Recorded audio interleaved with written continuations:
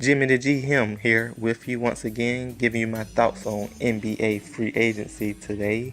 Some of the dust has settled, and of course, you have LeBron going to the Lakers. Golden State adding a DeMarcus Cousins, although it remains to be seen just how many games he will play for them and what will be his impact with them. Those are a couple of the big headlines, but I want to talk to you today about my most improved team, and specifically my most improved team in the Eastern Conference, and that is the Indiana Pacers. The Pacers, who were the 5th seed a season ago, gave the Cavaliers everything they could handle in that opening round of the playoffs, nearly coming away with the series win. They did not sit back and say, hey, well, we got a good core, we just need to add more pieces around that core. They actually added to the core, and chiefly Tyreke Evans, their top free agent acquisition.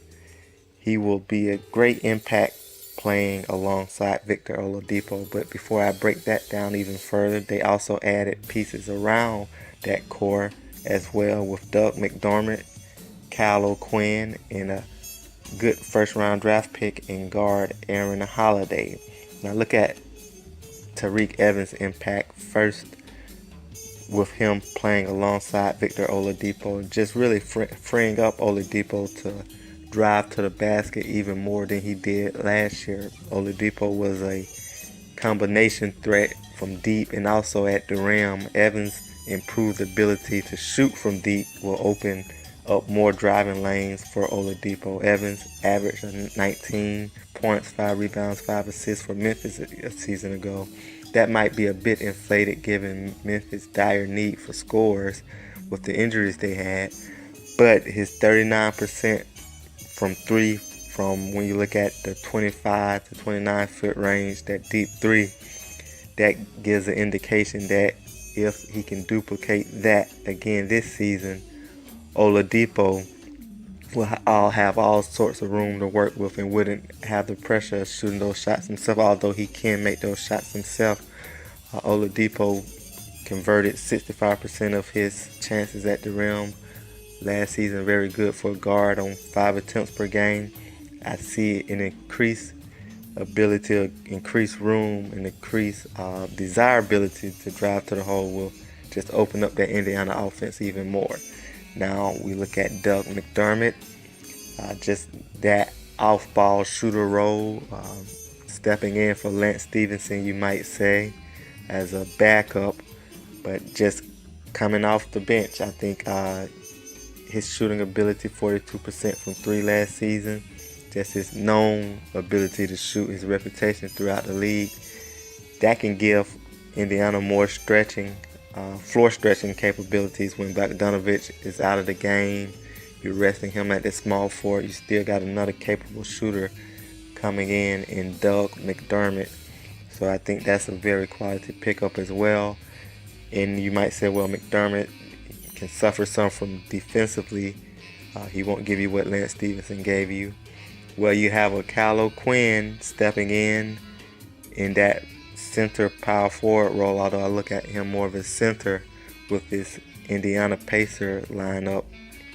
Just coming off the bench, helping guys like Sabonis and Miles Turner. He's more of a rim protector, really frees up Miles Turner, both offensively and defensively, to play some more on the perimeter, things he excels at.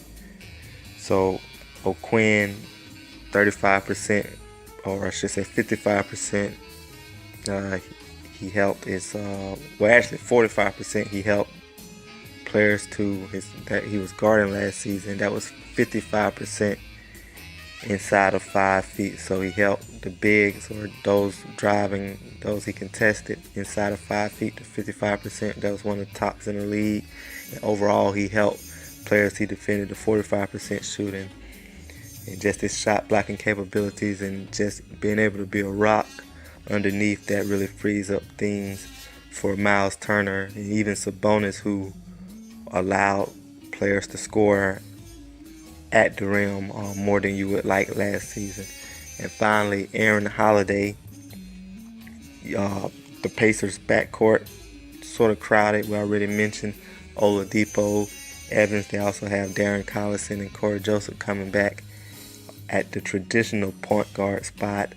Holiday, he can fit in with any of these guys. He's a combo scorer, if you will. Can score at the rim, can score from deep. Athletic, got an NBA pedigree with his older brothers. So he shouldn't take much time for an adjustment. I had him as one of my top 20 prospects coming into the draft. Indiana picks him up in the first round. And I think if given the opportunity, he can help this team win, giving the Pacers a nice 10 to 11 guys capable of helping them win. Now there are some still impact free agents left on the board, just a few. Some guys, Clint Capella, you don't know if he's coming back to Houston or not, but from right now, as I view it, Indiana really put themselves in a position to challenge Boston as that top team in the Eastern Conference, whether that be regular season or come playoff time. Milwaukee, I think, also improved with the addition of Mike Budenholzer as the head coach. But I really like the talent Indiana has brought in.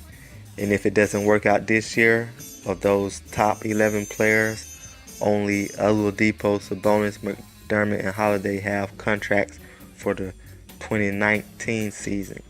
So once again, Indiana could be in a position to improve themselves again next season. Really great job there by that front office. Jimmy the GM here with this video. Look at NBA free agency and just the moves the Indiana Pacers have made. If you like the video, press like. If you're new to the channel, subscribe. I continue to break down what I see in the NBA, NFL, giving you my thoughts as what I would do or what I approve of, or just what I'm thinking. Jimmy the GM, look for more content to continue. Thanks.